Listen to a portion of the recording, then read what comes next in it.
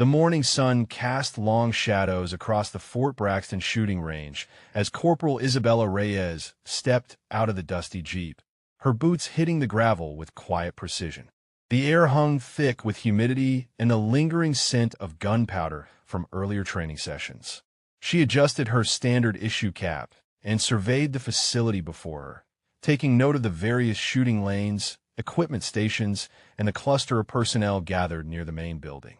Colonel Marcus Hartwell noticed her immediately, his weathered face creasing into what could only be described as amused disbelief. He set down his coffee cup on the wooden table and nudged Sergeant First Class Rodriguez with his elbow. "Look what we got here, boys," the colonel said, his voice carrying across the range with practiced authority. "Seems like someone took a wrong turn on their way to the mess hall." The other men turned to look, their conversations dying down as they assessed the newcomer. Isabella kept her expression neutral, her dark eyes scanning the range with the methodical attention of someone who had seen more battlefields than most of these men combined. She carried herself with a quiet confidence that spoke of experience, though none of the observers seemed to notice the subtle signs. Staff Sergeant Mitchell let out a low chuckle, shaking his head as he cleaned his rifle. "This ain't your range, girl," he called out, not bothering to look up from his weapon maintenance. "You looking for the administrative building? It's back that way about half a mile." Isabella approached the check-in station, her gear bag slung over one shoulder with military precision. The leather was worn from years of use, bearing scuff marks and stains that told stories of deployments in places these men had only heard about in briefings. She placed her orders on the counter, the papers crisp and official, bearing stamps and signatures that indicated high-level authorization. Before we dive into what happened next, drop a comment and let us know what state you're watching from. Maybe you've witnessed similar situations where military personnel were underestimated based on first impressions in your area. The range officer, a lanky corporal with barely 6 months of stateside duty, glanced at the papers with barely concealed skepticism. "Ma'am," he said slowly, "these orders are for advanced marksmanship qualification and live fire exercises. Are you sure you're in the right place? We've got some pretty intensive training scheduled today." Isabella's response was measured, her voice carrying the calm authority of someone accustomed to being questioned but never shaken. "I'm exactly where I need to be, Corporal. The orders specify range time starting at 00:30 hours. I believe that gives me about 15 minutes to set up." Colonel Hartwell approached, his boots crunching on the gravel as he came closer to get a better look at the situation. He was a man who had spent 30 years in the military, rising through the ranks on a combination of competence and old-school leadership style that didn't always adapt well to the changing face of the modern army. His gray mustache twitched as he examined Isabella with obvious doubt. "Corporal," the colonel said, addressing the range officer while keeping his eyes on Isabella, "I think there might be some confusion here. These advanced quals are designed for our most experienced shooters. We're talking about precision work at distances that require years of training and field experience." Isabella began unpacking her gear with methodical efficiency, each movement deliberate and practiced. Her rifle case was black military standard, but unlike the pristine equipment of the range regulars, this one showed the wear patterns of extensive field use. Small scratches along the edges, worn spots where hands had gripped it countless times, and a patina that spoke of exposure to desert sand and jungle humidity. The metal clasps of Isabella's rifle case opened with twin clicks that seemed unnaturally loud in the growing silence. Several of the men had stopped their own preparations to watch, curiosity overriding their initial dismissal. What emerged from the foam-lined interior was a weapon that immediately commanded attention, not for its flashiness, but for the unmistakable signs of serious use. The rifle was a customized M24 sniper weapon system, its matte black finish worn smooth in places where countless hands had gripped it. The scope was military-grade, but modified with additional components that spoke of field adaptations made by someone who understood the difference between range shooting and real-world applications. Most striking were the small notches carved along the stock, methodical marks that formed neat rows like a deadly tally. Sergeant Rodriguez squinted at the weapon, his earlier amusement fading into genuine puzzlement. "That's some serious hardware," he muttered to the man beside him. "Not exactly what you'd expect from someone doing basic quals." Colonel Hartwell stepped closer, his experienced eye taking in details that the younger soldiers missed. The bipod legs showed were patterns consistent with extended prone positions on various terrains. The barrel bore the subtle discoloration that came from firing in extreme conditions. This wasn't a range queen or a ceremonial piece. This was a working weapon that had seen action. Isabella began her setup with practiced efficiency, each movement economical and precise. She adjusted the bipod with the kind of muscle memory that came from performing the same actions under pressure, in darkness, in conditions where hesitation meant death. Her positioning was textbook perfect, but there was something beyond textbook in the way she settled into the shooting stance. "Miss," the colonel said, his tone shifting slightly from dismissive to cautious, "where exactly did you serve? Those deployment patches on your gear bag aren't from any stateside assignments I recognize." Isabella's response was matter-of-fact, delivered without looking up from her sight adjustments. "Multiple deployments, sir. Afghanistan, Iraq, Syria, and a few other places that don't make it into the official reports. I've been downrange for the better part of 8 years." The range felt noticeably quieter. Even the most seasoned soldiers present had to respect deployment time, especially combat deployments in the locations she'd mentioned. These weren't rear echelon assignments or peacekeeping missions. These were the places where American forces faced active combat on a daily basis. Staff Sergeant Mitchell set down his cleaning rod, his earlier mockery replaced by grudging attention. 8 years downrange is serious time, he admitted. But shooting at paper targets is different from whatever you were doing over there. Range work requires precision, consistency, and technical skill that takes years to develop. Isabella finally looked up from her weapon, her dark eyes meeting the staff sergeant's gaze directly. The confidence there wasn't boastful or defensive. It was the quiet certainty of someone who had nothing to prove because the proving had already been done in places where failure wasn't measured in missed points, but in lost lives. "I appreciate the concern, Staff Sergeant," she replied evenly. "But I think you'll find that my technical skills are adequate for your requirements here." The range safety officer, a middle-aged warrant officer who had been observing from his station, approached with the official scorecards and target assignments. "Ma'am," he said, consulting his clipboard, "your orders call for qualification at ranges from 300 to 800 meters, with both stationary and moving targets. Are you familiar with our scoring system and safety protocols?" Before Isabella could respond, Colonel Hartwell interjected with a shake of his head. "Warrant officer, I think we might want to start her off with something more manageable. Maybe the 200-meter lane with stationary targets. No point in setting anyone up for failure on their first day at new range." The condescension in his voice was unmistakable, the kind of protective paternalism that assumed incompetence based on assumptions rather than evidence. Isabella absorbed the slight without visible reaction, though something flickered behind her eyes that might have warned a more perceptive observer. "Actually, Colonel," she said calmly, "I prefer to follow the orders as written. 800 meters, full qualification protocol. I've traveled quite a distance to complete this training, and I'd rather not waste anyone's time with preliminary work."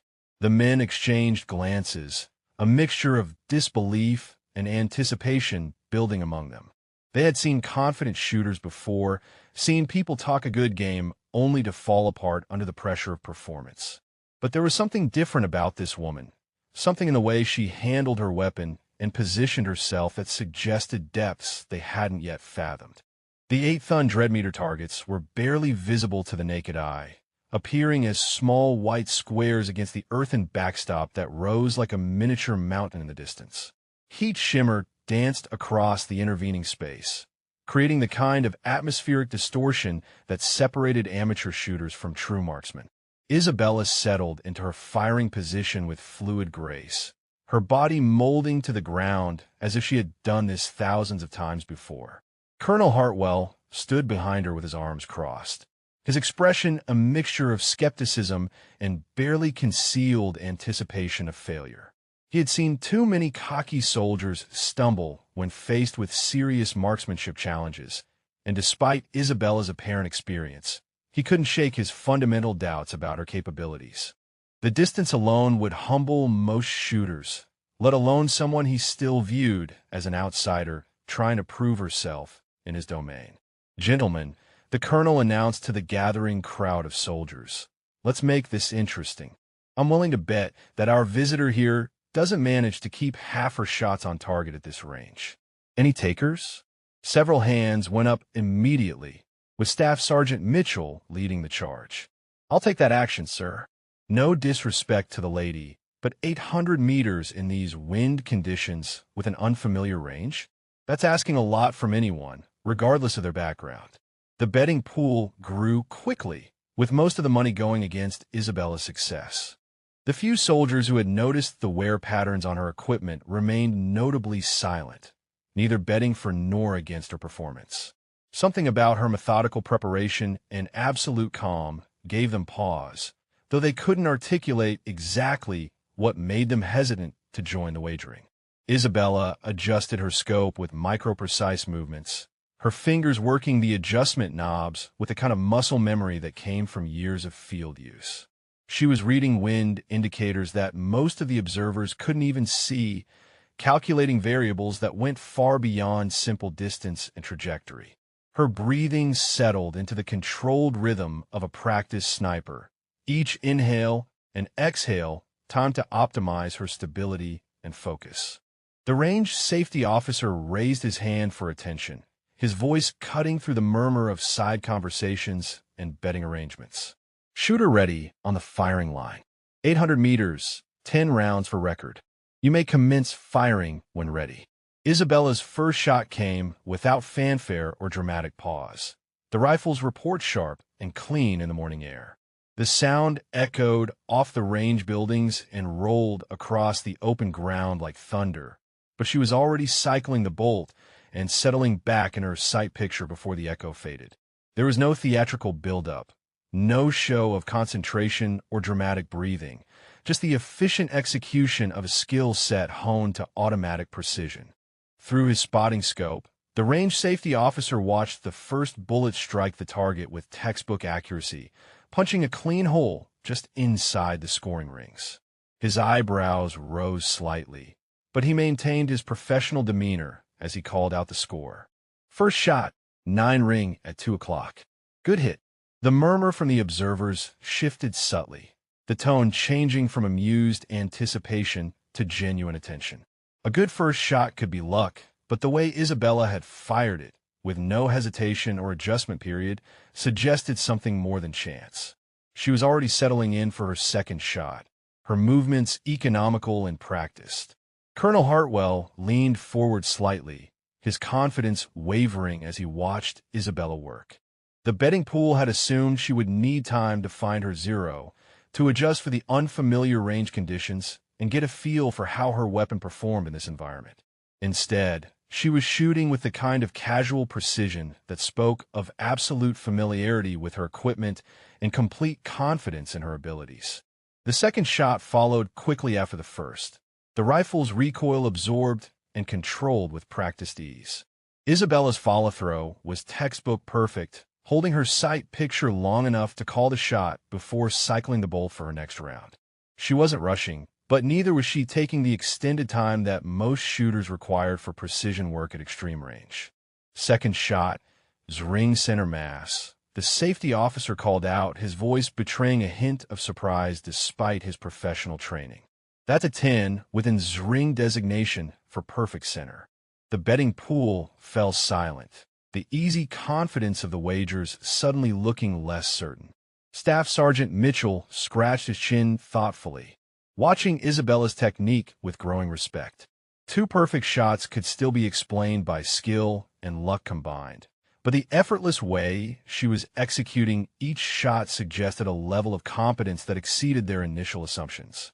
Isabella continued her steady rhythm, each shot delivered with mechanical precision and confidence that bordered on the supernatural. The third shot punched through the target with surgical precision, followed immediately by the fourth, each round finding its mark with the kind of consistency that transformed skepticism into grudging attention. Isabella's breathing remained controlled and even, her body position unchanged from her initial setup. She had found her rhythm, and that rhythm spoke of countless hours spent in far more challenging conditions than this comfortable range provided. Staff Sergeant Mitchell pulled out his binoculars, focusing on the distant target with growing amazement. "Jesus Christ," he muttered under his breath. "She's putting them all in the same hole. At 800 meters in this wind, that's not just good shooting, that's something else entirely." The betting pool had gone completely quiet, the easy confidence of earlier wagers replaced by nervous silence.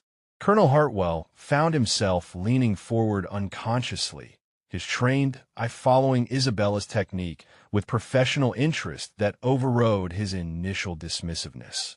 Every aspect of her shooting form was flawless, from her natural point of aim to her trigger control. But more than technique, there was an intangible quality to her performance that spoke of real-world application. Fifth shot struck home with identical precision, followed by the sixth without pause or adjustment. Isabella was shooting with the kind of mechanical consistency usually associated with machine rests rather than human marksmanship. Her rifle seemed to be an extension of her body, each shot flowing naturally from the last with barely perceptible movement between rounds. The range safety officer had stopped calling individual shots, his spotting scope fixed on a target that was rapidly developing a single, enlarged hole where multiple bullets had struck nearly the same point. In 30 years of range duty, he had seen perhaps 3 shooters capable of this level of precision at extended range, and all of them had been competition shooters or military snipers with extensive training and natural talent. Warrant Officer Thompson approached Colonel Hartwell quietly, speaking in the subdued tones of someone who had just witnessed something unexpected. "Sir," he said, keeping his voice low enough that Isabella couldn't overhear, "I've been running this range for 15 years. What she's doing right now, at this distance, with apparent zero familiarization time, that's not standard military marksmanship. That's something else entirely." Isabella fired her 7th shot, the rifle's report now as familiar as a heartbeat to the assembled observers. She cycled the bolt with fluid efficiency, never leaving the scope as she settled into position for the 8th round. There was no drama in her performance, no theatrical elements designed to impress. She was simply executing a skill set with the kind of casual competence that came from years of application in environments where precision meant survival. The 8th shot followed its predecessors with predictable accuracy, prompting a low whistle from one of the younger soldiers who had initially joined the betting pool against her.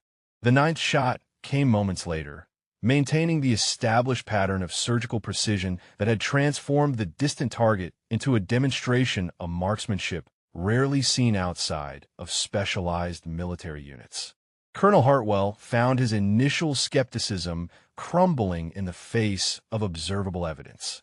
He had commanded soldiers for 3 decades, had seen combat in 2 different theaters, and had worked with some of the finest marksmen the military produced. What Isabella was demonstrating went beyond standard training or even exceptional natural ability.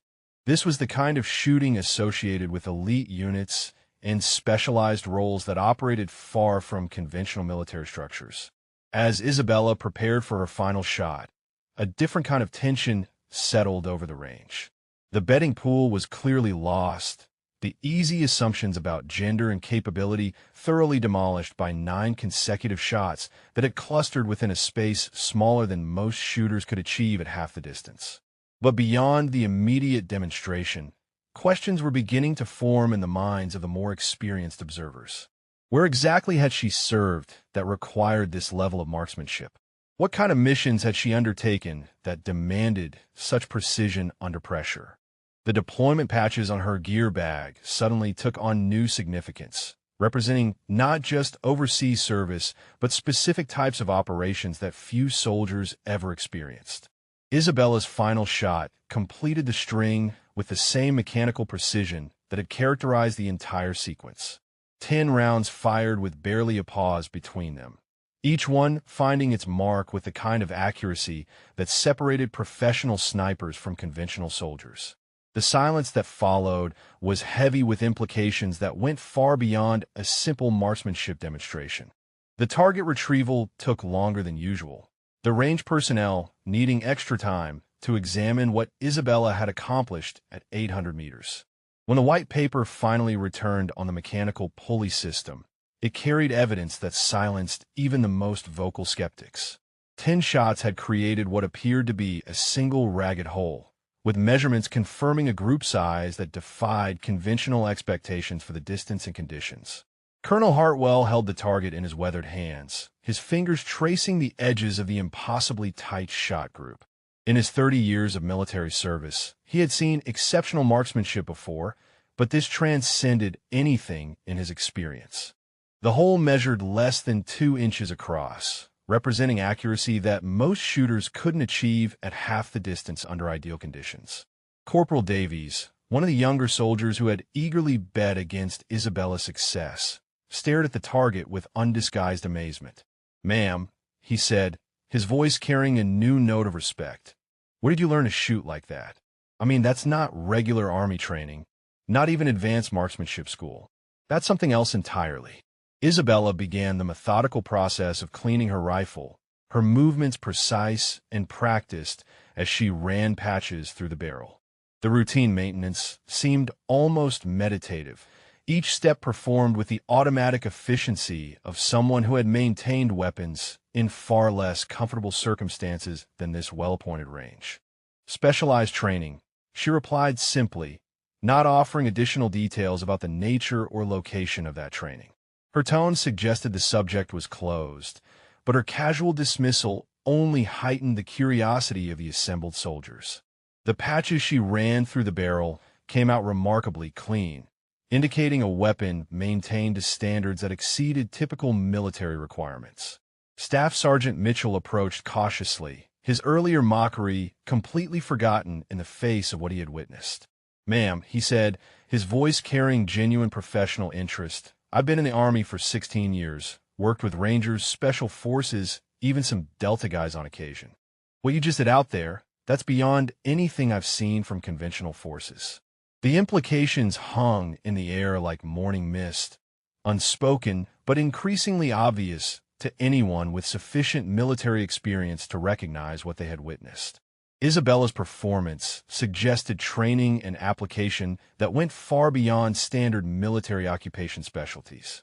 This was the kind of precision associated with the most elite units, the specialists who operated in small teams under circumstances that required perfect execution on the first attempt. Warrant Officer Thompson consulted his range logbook, comparing Isabella's results to previous records maintained over 15 years of operation. Her score wasn't just exceptional, it was unprecedented for their facility. The closest comparable performance had been achieved by a Marine Corps sniper instructor during a demonstration shoot, and even that had required multiple attempts to achieve similar precision. Isabella reassembled her rifle with the same methodical efficiency she had shown in every other aspect of her performance. Each component fitted into place with satisfying precision, the weapon coming together in her hands like a familiar tool perfectly adapted to its user. The sight of her handling the complex mechanism with such casual expertise only reinforced the growing realization that they were dealing with someone whose background differed significantly from their initial assumptions. Colonel Hartwell set the target down on the wooden table, the paper evidence of extraordinary skill serving as a tangible reminder of his misjudgment. His initial dismissiveness seemed foolish in retrospect, colored by assumptions that had been thoroughly demolished by objective performance. He found himself reassessing not just Isabella's capabilities, but his own prejudices about what constituted military competence. The betting pool had been settled quickly and quietly, money changing hands with the subdued demeanor of men who recognized they had witnessed something beyond their normal experience. The easy confidence that had characterized their earlier wagers seemed naive in the face of performance that suggested depths of training and experience they had never encountered in conventional military service. as Isabella secured her rifle in its case. The precise movements of her hands caught the attention of several observers. Her fingers bore the subtle calluses and scars that came from extensive weapons handling. But there were other marks as well, small indicators of activities that went beyond standard military training. A thin scar along her knuckle, barely visible unless observed closely, spoke of close-quarters combat experience that few conventional soldiers ever encountered. The morning sun had climbed higher during the shooting demonstration, casting shorter shadows across the range and illuminating details that had been less obvious in the earlier light. Isabella's uniform, while regulation in every visible aspect, bore the subtle indicators of field modification and adaptation that suggested extensive deployment experience under challenging conditions. The demonstration should have ended there, but Colonel Hartwell found himself unable to let the matter rest. Professional curiosity warred with wounded pride as he watched Isabella methodically pack her equipment with the same precision she had demonstrated in every other aspect of her performance. Her casual competence in dismantling and securing her rifle only reinforced the growing suspicion that they had encountered someone whose capabilities far exceeded their initial assessment. "Corporal Reyes," the colonel said, using her rank and surname with newfound formality, "I'd like to propose an additional challenge, if you're willing. We have moving targets at various ranges, reactive steel plates, and some scenario-based courses that might provide a more comprehensive evaluation of your skills."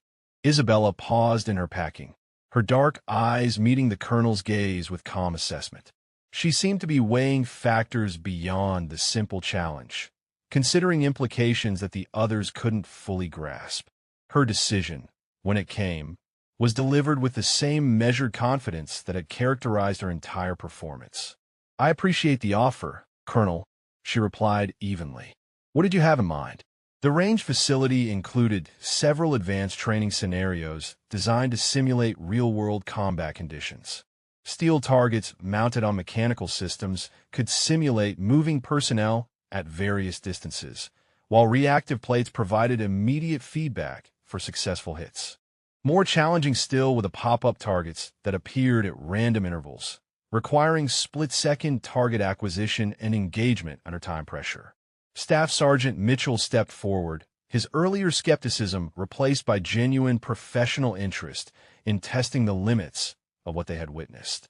"Ma'am," he said, "we've got a course that combines all those elements. Multiple targets at varying ranges, some stationary, some moving, with time limits that challenge even our best shooters. Most soldiers require several attempts to achieve passing scores." The course in question had been designed by military contractors based on real-world engagement scenarios encountered by forward-deployed units. It required not just marksmanship, but tactical thinking, rapid target assessment, and the ability to prioritize threats under pressure. Success demanded the integration of multiple skill sets that went well beyond simple accuracy. Isabella considered the proposal with the same methodical approach she had shown in every other aspect of her visit.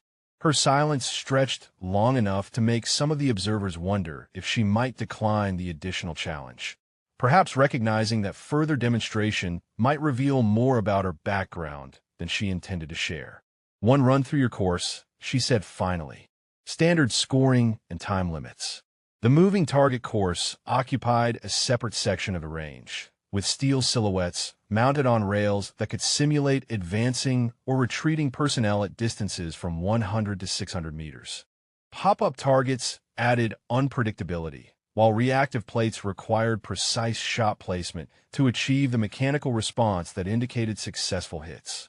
The entire sequence was designed to unfold over 90 seconds, demanding rapid decision-making and flawless execution. Warrant Officer Thompson activated the course control system, mechanical whirs and clicks indicating that the complex machinery was coming online. Targets began moving along their predetermined paths, some advancing toward the firing position while others moved laterally across the field of view. The pop-up elements remained hidden, waiting for their randomly programmed appearances. Isabella settled into a modified shooting position that differed from her previous stationary stance, her body language shifting to accommodate the dynamic requirements of engaging multiple moving targets. The change was subtle but significant, indicating familiarity with tactical shooting that went beyond conventional marksmanship training. Course active, the warrant officer announced, his voice carrying over the mechanical sounds of the moving target system. 90 seconds on the clock, beginning now. Isabella's response was immediate and fluid, her rifle tracking smoothly to the first target with practiced efficiency. The shot came without hesitation, striking the advancing silhouette center mass and triggering the mechanical indicator that confirmed a successful hit. She was already transitioning to the second target before the first had completed its programmed response. The observers watched in fascination as Isabella worked through the course with methodical precision, each engagement flowing naturally into the next without wasted motion or hesitation. Her target acquisition was instantaneous, her shot placement precise, and her transitions between targets demonstrated tactical awareness that spoke of extensive training under combat conditions. Moving targets that challenged experienced soldiers were engaged and neutralized with casual efficiency. Pop-up threats that appeared for mere seconds were identified and eliminated before less experienced shooters would have completed their target assessment. The reactive plates rang with consistent impacts that triggered their mechanical responses with clockwork regularity. Colonel Hartwell found himself holding his breath as he watched Isabella work, her performance transcending anything he had expected even after witnessing her earlier demonstration. This wasn't just exceptional marksmanship. This was tactical shooting of the highest order, executed with the kind of fluid competence that came from extensive application under real-world conditions where failure carried consequences far beyond missed scores. 60 seconds into the course, Isabella had engaged 14 targets with 14 successful hits, her rifle barking with metronomic precision as she worked through scenarios that typically challenged even veteran soldiers. The pop-up targets appeared and disappeared according to their programmed sequence, but each one met the same fate as those that moved predictably along their mechanical rails. Her shooting had transcended mere accuracy to become something approaching artistry.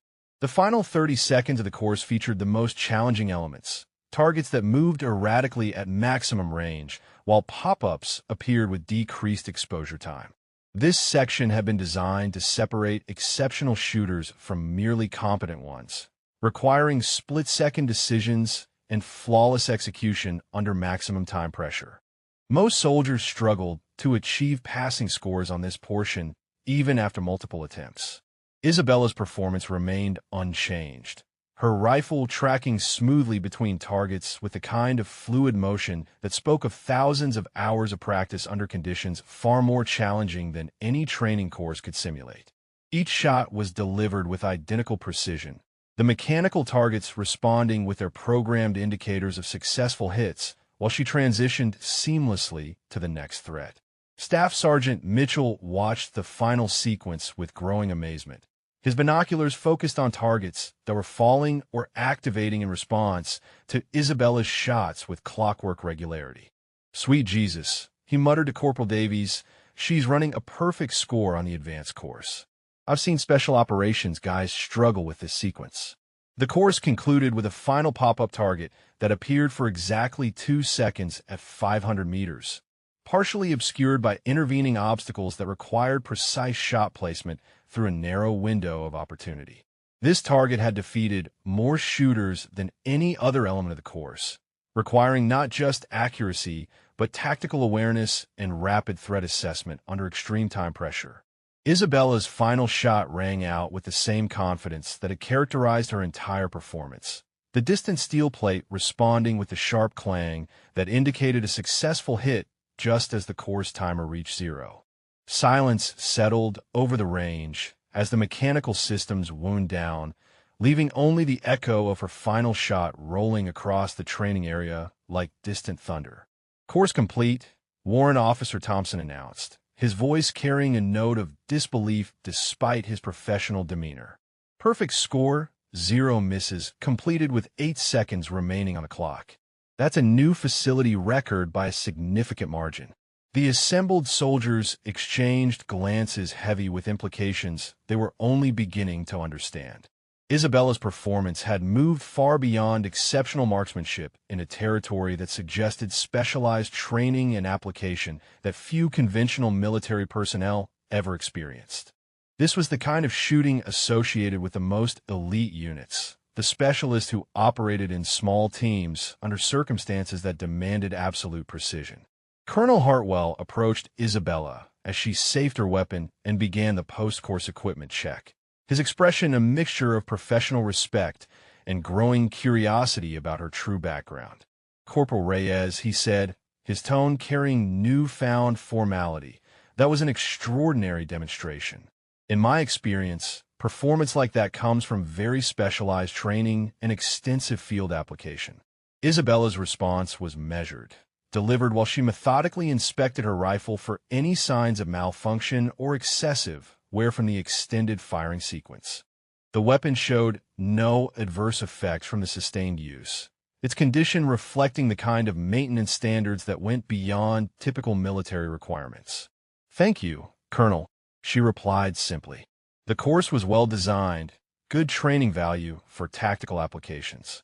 Her casual dismissal of what others viewed as an exceptional performance only heightened the mystery surrounding her background. This level of competence suggested not just training, but extensive real-world application under conditions that demanded absolute reliability. The kind of missions where second chances didn't exist and failure carried consequences measured in lives rather than scores. Corporal Davies stepped closer, his earlier betting confidence replaced by genuine professional curiosity about the woman who had so thoroughly exceeded their expectations. "Ma'am," he said hesitantly, "if you don't mind me asking, what unit were you with downrange? Because what you just did, that's not regular infantry work or even standard special operations training." Isabella secured her rifle in its case with the same methodical precision she had shown throughout the morning. Each component fitted into its foam-lined space with practiced efficiency. The case itself bore additional indicators of extensive field use, small details that suggested deployments under conditions that went well beyond conventional military operations. "Various assignments," she answered, her tone suggesting that further details would not be forthcoming. The response was polite but definitive, creating a boundary that the observers recognized even as their curiosity intensified. Her reluctance to discuss specifics only reinforced the growing suspicion that they had encountered someone whose military experience differed significantly from conventional service. The morning's demonstrations had created an atmosphere of respectful tension that pervaded the entire range facility. Word of Isabella's extraordinary performance had spread quickly among the personnel, drawing additional observers who arrived hoping to witness whatever might happen next. The casual dismissiveness that had characterized the initial reception had been completely replaced by professional curiosity tinged with something approaching awe.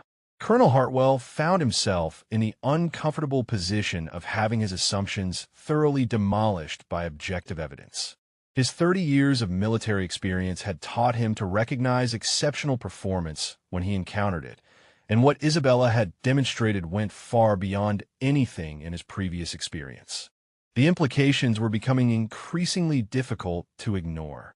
Master Sergeant Williams, the senior non-commissioned officer responsible for range operations, approached with the deliberate stride of someone carrying significant news. "Colonel," he said, keeping his voice low enough to avoid general overhearing, "I've been making some calls about our visitor. Her orders came down through channels that most of us never see, with authorization levels that raise interesting questions." Isabella continued her methodical post-shooting routine, cleaning and inspecting her equipment with practiced efficiency while maintaining awareness of the conversations taking place around her. Her demeanor remained calm and professional, but there was something in her posture that suggested she was accustomed to being the subject of speculation and inquiry from military personnel trying to understand her background. The rifle case attracted particular attention as Isabella prepared it for transport, its worn exterior telling stories of deployments and operations that went far beyond conventional military service. Small modifications and adaptations spoke of field requirements that most soldiers never encountered, while the overall condition indicated extensive use under challenging conditions. Staff Sergeant Mitchell had been quietly observing Isabella's equipment and techniques throughout the morning, his experienced eye cataloging details that painted a picture of specialized training and application.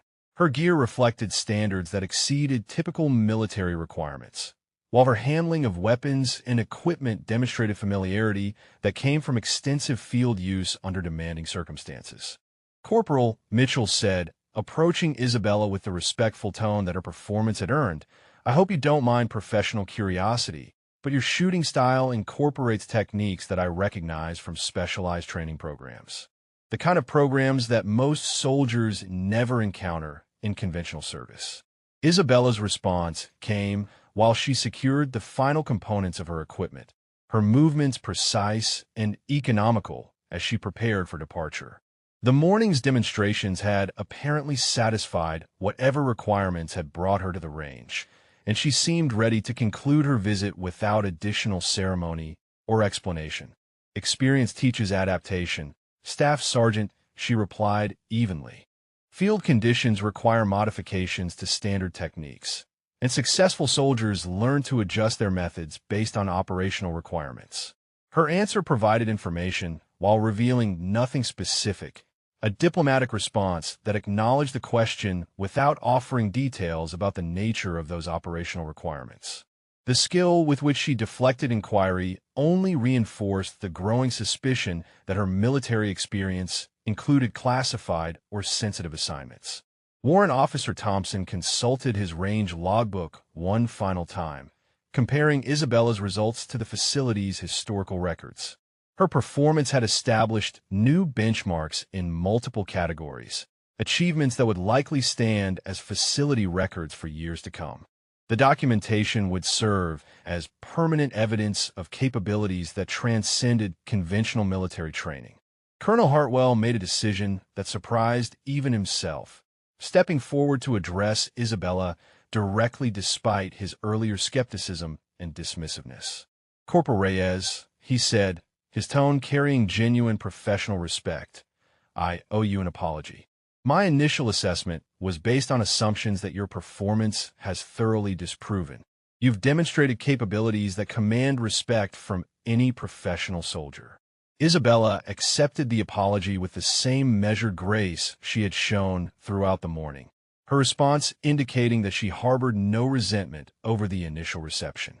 Her professionalism remained consistent despite the obvious prejudice she had encountered, suggesting experience with similar situations during her military career. "Thank you, Colonel," she replied simply. "No apology necessary. First impressions are natural, and performance speaks more clearly than assumptions." The diplomatic nature of her response only heightened the mystery surrounding her background, demonstrating social skills that complemented her obvious technical competence. This combination of capabilities suggested training and experience that went well beyond conventional military occupation specialties, raising questions about the nature of her assignments and the units with which she had served. As Isabella prepared to depart, several of the observers found themselves wrestling with curiosity that professional courtesy prevented them from pursuing too aggressively. Her equipment, techniques, and performance all suggested a military background that differed significantly from conventional service, but her reluctance to discuss specifics created boundaries that experienced soldiers recognized and respected. As Isabella prepared to close her rifle case, Colonel Hartwell's professional curiosity finally overcame his military courtesy. The morning's demonstrations had raised too many questions to simply allow her departure without attempting to understand what they had witnessed.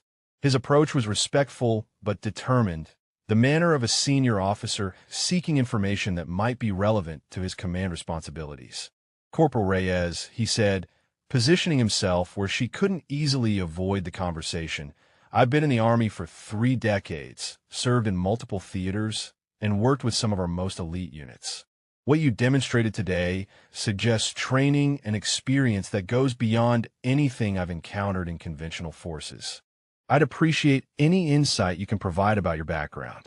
Isabella paused in her packing, her hands resting on the rifle case as she considered how to respond to the direct inquiry. The colonel's tone was respectful but persistent, and she seemed to recognize that her extraordinary performance had created obligations that simple deflection might not satisfy. Her decision, when it came, appeared to involve careful calculation of what information she could appropriately share. "I understand your curiosity, Colonel," she replied diplomatically. "My service record includes assignments that required specialized training in precision marksmanship and tactical applications. The techniques you observed are adaptations developed for specific operational requirements." Her response provided acknowledgement without revealing specifics, maintaining the professional boundaries that her training had obviously emphasized. But Colonel Hartwell's experience with classified operations allowed him to read between the lines of her careful phrasing, recognizing the terminology used by personnel involved in sensitive missions. Master Sergeant Williams approached with additional information gleaned from his unofficial inquiries through military channels. "Colonel," he said quietly, "I've confirmed that Corporal Reyes' orders originated from levels that typically coordinate special operations assignments. Her clearance levels and authorization codes suggest involvement with units that operate under different command structures than conventional forces."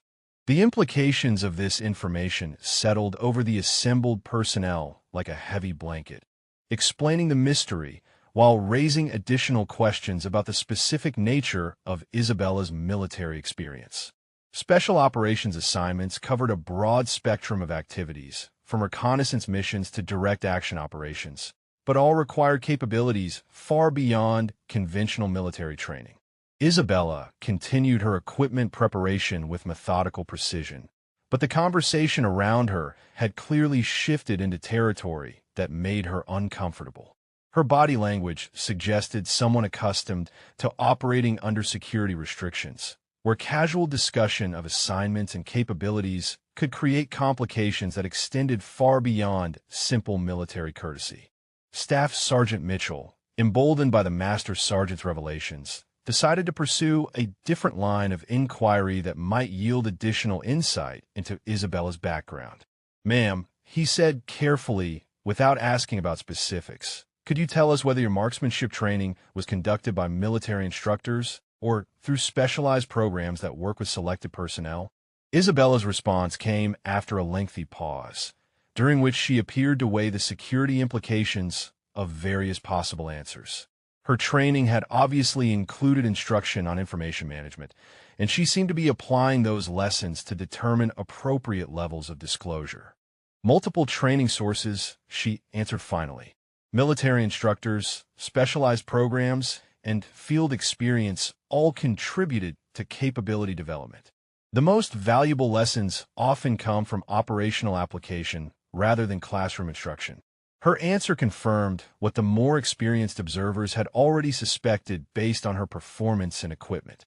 This level of competence required not just training, but extensive field application under conditions that demanded absolute reliability. The kind of missions where theoretical knowledge had to be transformed into practical capability through real-world experience. Corporal Davies, who had remained silent throughout the recent exchanges, finally worked up the courage to ask a question that had been troubling him since witnessing Isabella's extraordinary shooting demonstration. "Ma'am," he said hesitantly, "the way you handle your weapon and execute those shots, it's like you've done it thousands of times before. How long does it take to develop that level of muscle memory and precision?" Isabella's response carried a note of reflection that suggested she was drawing on extensive personal experience to answer the question. "Years of consistent practice under varying conditions," she said simply. "Proficiency requires dedication, but real competence comes from application under pressure where failure carries serious consequences." The phrase about consequences carrying serious implications hung in the air like an unspoken admission, suggesting operational experience where missed shots might mean lost lives rather than simply poor scores. This was the closest Isabella had come to directly acknowledging the nature of her military experience, and the assembled personnel absorbed the implication with growing understanding of what they had witnessed. Colonel Hartwell found himself facing a decision about how far to push his inquiry into Isabella's background, balancing his professional curiosity against respect for security restrictions that obviously governed her service record. Her reluctance to discuss specifics was clearly based on legitimate operational security concerns rather than simple personal preference. The moment that would change everything began with what seemed like a simple request. Colonel Hartwell, his curiosity finally overcoming his military restraint, gestured toward Isabella's rifle case with the casual manner of a senior officer accustomed to having his inquiries accommodated. His tone was respectful, but carried the subtle authority of someone who expected cooperation. "Corporal Reyes," he said, "would you mind if I took a closer look at your weapon? The modifications and adaptations you've made are clearly beyond standard issue, and I'd appreciate the opportunity to examine the technical aspects of your setup." Isabella hesitated for a moment that stretched longer than simple courtesy would normally require, her dark eyes assessing the colonel with the careful consideration of someone weighing security implications against military hierarchy. Her reluctance was subtle but perceptible to the experienced observers who had learned to read the nuances of her behavior throughout the morning. "Of course, Colonel," she replied finally, her tone maintaining professional courtesy despite obvious reservation. Her hands moved to reopen the rifle case with the same methodical precision she had shown throughout the day, but there was something different in her posture now, a tension that suggested this crossed boundaries she preferred to maintain. The rifle emerged from its foam-lined case like a deadly work of art, its matte black finish and professional modifications immediately commanding attention from everyone present. But as Colonel Hartwell lifted the weapon to examine it more closely, his experienced eye began cataloging details that went far beyond simple customization or personal preference. The scope was military-grade, but modified with components that spoke of specialized requirements for precision shooting under extreme conditions. The bipod showed where patterns consistent with extended use in various terrains and positions. But it was the stock that began to tell the real story, its surface-bearing markings that transformed casual examination into something approaching revelation. At first glance, the small notches carved along the rifle's stock appear to be decorative elements, or perhaps simple field modifications made during deployment. But as Colonel Hartwell's examination continued, the methodical nature of the marks became increasingly apparent. They were arranged in precise rows, carved with deliberate consistency that suggested purpose far beyond mere ornamentation. Master Sergeant Williams leaned closer, his own experienced eye beginning to recognize patterns that made his breath catch in his throat. "Those aren't random marks," he said quietly, his voice carrying a note of dawning realization. "Those are tally marks. Kill marks." The words fell into silence like stones dropped into still water, their implications rippling outward through the assembled personnel with growing impact. Colonel Hartwell's hands stilled on the weapon as the meaning of what he was examining began to penetrate his consciousness. The neat rows of notches weren't decorative elements or casual field modifications. They were a permanent record of lethal effectiveness. Staff Sergeant Mitchell stepped closer, his professional curiosity overcoming the shock of realization as he began counting the methodical marks carved into the rifle stock. One row contained 20 marks, followed by another complete row, then another, the precise tally mounting with mathematical inevitability toward a total that defied easy acceptance. "Jesus Christ," he whispered, his voice barely audible as his count reached numbers that strained credibility. "How many are there?" Colonel Hartwell continued his examination with hands that had begun to tremble slightly, not from age or infirmity, but from the growing understanding of what Isabella's morning demonstration had truly represented. Each notch had been carved with deliberate precision, creating a permanent record of confirmed kills that spoke of operational experience far beyond anything he had encountered in his 3 decades of military service. The count continued with inexorable mathematics, reaching totals that transformed their understanding of the woman who had casually dominated their most challenging marksmanship courses. 50 marks, then 70, then 100, each one representing not just technical proficiency, but lethal application under circumstances where precision meant survival and failure meant death. 121. Colonel Hartwell announced finally, his voice carrying a mixture of awe and disbelief as he completed the grim tally. 121 confirmed kills recorded on this weapon. The silence that followed his announcement was profound and heavy, filled with implications that none of the assembled personnel had been prepared to confront. Isabella's extraordinary shooting demonstration had suddenly taken on entirely different significance, revealing not just exceptional training, but extensive application in combat situations where human lives hung in the balance. Isabella stood quietly throughout the examination, her expression neutral but watchful as the men around her grappled with the revelation of her true capabilities. This was clearly not the first time her weapon had been subject to such scrutiny, and her calm demeanor suggested experience with the shock and disbelief that typically accompanied such discoveries. The morning's events had taken on an entirely different character, transforming what had seemed like exceptional marksmanship into evidence of deadly effectiveness that few soldiers ever achieved or encountered. The revelation of the kill marks had created a profound shift in the atmosphere at the range, transforming casual morning training into something approaching a sacred moment of recognition. Colonel Hartwell held the rifle with reverent care now, his hands steady despite the shock of discovery as he absorbed the full implications of what he had uncovered. Each notch represented not just technical skill, but a human life ended by precise application of lethal force. Staff Sergeant Mitchell found his voice first, breaking the heavy silence with words that carried deep professional respect. "Ma'am," he said to Isabella, his tone completely transformed from the casual dismissiveness of the morning's opening. "I need to apologize. We had no idea we were in the presence of someone with your level of operational experience." Isabella's response was characteristically measured, delivered without drama or self-aggrandizement, despite the magnitude of what had been revealed. "Apologies aren't necessary, Staff Sergeant," she replied quietly. "Operational requirements don't always align with conventional expectations, and assumptions are natural when information is limited." Master Sergeant Williams approached with the deliberate movements of someone processing information that challenged his fundamental understanding of military service. In his 25 years of Army experience, he had encountered exceptional soldiers, decorated veterans, and skilled marksmen, but never someone whose weapon bore testimony to this level of lethal effectiveness in combat operations. "Corporal Reyes," he said with formal respect, "those marks represent more combat effectiveness than most entire units achieve during full deployments." What kind of missions required that level of precision engagement?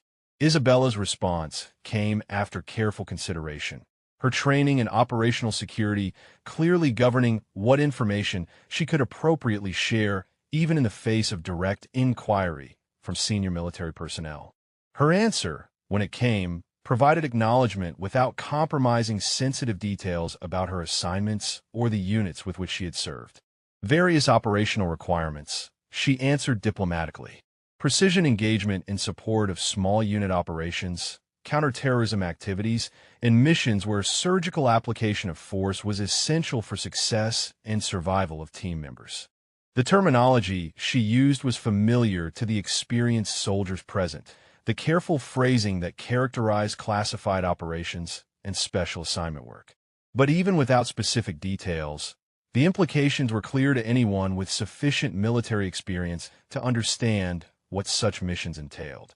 Corporal Davies, who had begun the morning as part of the betting pool against Isabella's capabilities, now stood in respectful silence as he grappled with the transformation of his understanding.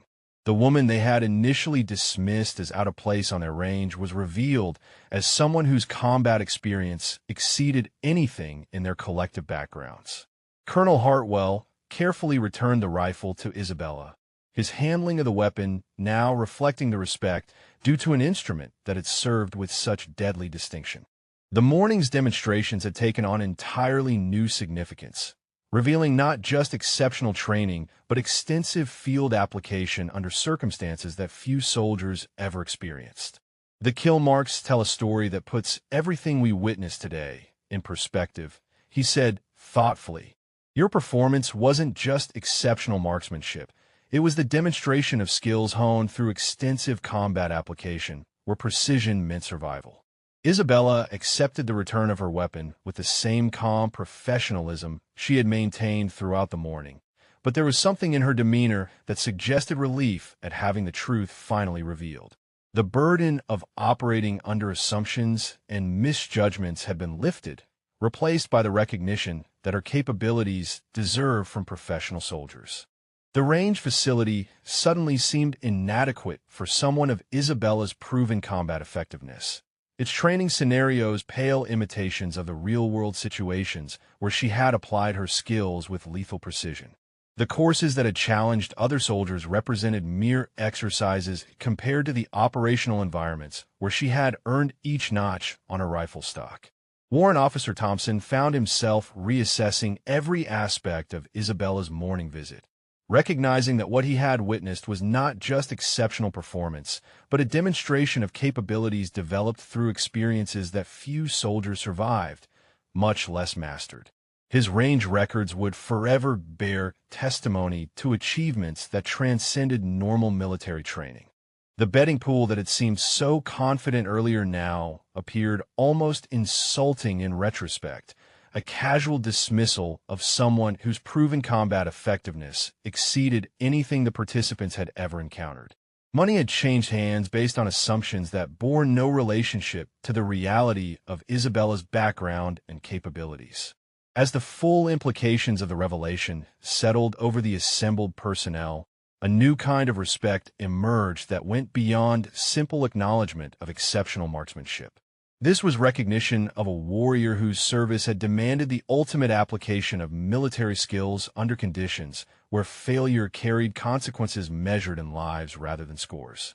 The morning sun had climbed higher during the extended demonstration and subsequent revelations, its light now illuminating a scene transformed by truth rather than assumption. The transformation was complete and irreversible. Where the morning had begun with casual dismissal and gender-based assumptions, it now concluded with profound recognition of a warrior whose service had demanded sacrifices and demonstrated effectiveness that few soldiers ever achieved. Isabella secured her rifle in its case for the final time. The weapon that had revealed her deadly history now returned to its foam-lined protection. Colonel Hartwell stood at attention, a gesture of respect that prompted every other soldier present to follow suit without conscious thought. The spontaneous formation spoke volumes about the impact of what they had witnessed, transforming a casual training environment into something approaching a formal recognition ceremony. Corporal Reyes, the colonel said, his voice carrying the weight of 30 years of military experience, it has been an honor to witness your demonstration today. Your service record, as revealed through your performance and the evidence on your weapon, represents the finest traditions of American military excellence. Isabella's response reflected the same measured professionalism she had maintained throughout the morning, but there was something different now, a relaxation that came from being recognized for what she truly was rather than judged by surface assumptions. The burden of operating under misconceptions had been lifted by the simple revelation of truth. "Thank you, Colonel," she replied with quiet dignity. "The honor has been mine. Your range facility is excellent, and your personnel have demonstrated the kind of professional curiosity and respect that reflects well on the military." Her diplomatic response acknowledged both the initial skepticism and the subsequent recognition, graciously overlooking the dismissive treatment she had endured while recognizing the genuine respect that had emerged once her capabilities were demonstrated and understood. Master Sergeant Williams stepped forward, his expression carrying a mixture of admiration and something approaching awe as he addressed someone whose combat effectiveness exceeded anything in his extensive military experience. "Ma'am," he said formally, "on behalf of all the personnel present, I want to express our respect for your service and our appreciation for the demonstration you provided today. The betting pool seemed almost shameful in retrospect, a casual dismissal of someone whose proven combat record should have commanded immediate respect. Money had changed hands based on assumptions that bore no relationship to the reality of Isabella's background, and several of the participants found themselves quietly uncomfortable with their earlier confidence. Staff Sergeant Mitchell, who had been among the most vocal skeptics earlier in the morning, now approached with obvious respect for someone whose achievements exceeded his own despite his 16 years of military service. "Ma'am," he said earnestly, "what you've shown us today will change how we think about assumptions and first impressions. Your example will be remembered long after you leave here." Isabella accepted the acknowledgments with the same grace she had shown throughout the morning, her demeanor reflecting someone accustomed to both skepticism and recognition, comfortable with both dismissal and respect.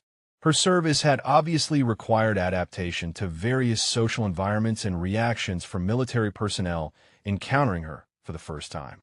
The range personnel began organizing Isabella's departure with the kind of attention to detail usually reserved for visiting dignitaries or senior officers. Her gear bag was handled with newfound care, her transportation arrangements confirmed with military precision, and her departure treated as a significant event rather than routine personnel movement.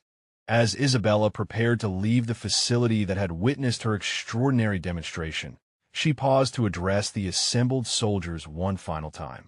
Her words, when they came, reflected both her professional background and her recognition of the learning opportunity the morning had provided for everyone involved. Today's demonstration proved that performance speaks more clearly than assumptions, she said quietly. Each of you has capabilities that might surprise those who judge based on first impressions. Never underestimate the potential that lies beneath surface appearances. Her final message carried implications that went far beyond marksmanship or military training, touching on fundamental questions of judgment, respect, and the dangers of assumptions based on incomplete information. The lesson would resonate with every soldier present long after her departure. The jeep that arrived to transport Isabella away from the range carried someone fundamentally changed by the morning's events, not in terms of capabilities or background, but in terms of recognition and respect for military peers who now understood what they had encountered. The casual dismissal had been replaced by profound acknowledgement of exceptional service and deadly effectiveness. If you enjoyed this story of hidden strength revealed under pressure, drop a comment and let us know your favorite moment or character, or tell us about someone you know who showed courage when others doubted them. Sometimes the most extraordinary capabilities are hidden beneath the most unexpected appearances. Colonel Hartwell watched the jeep disappear into the distance, carrying away someone whose brief visit had provided lessons that would influence his leadership and judgment for years to come. The range would return to normal training activities, but the memory of Isabella's demonstration would serve as a permanent reminder that exceptional capabilities often come in unexpected packages, demanding respect rather than assumptions.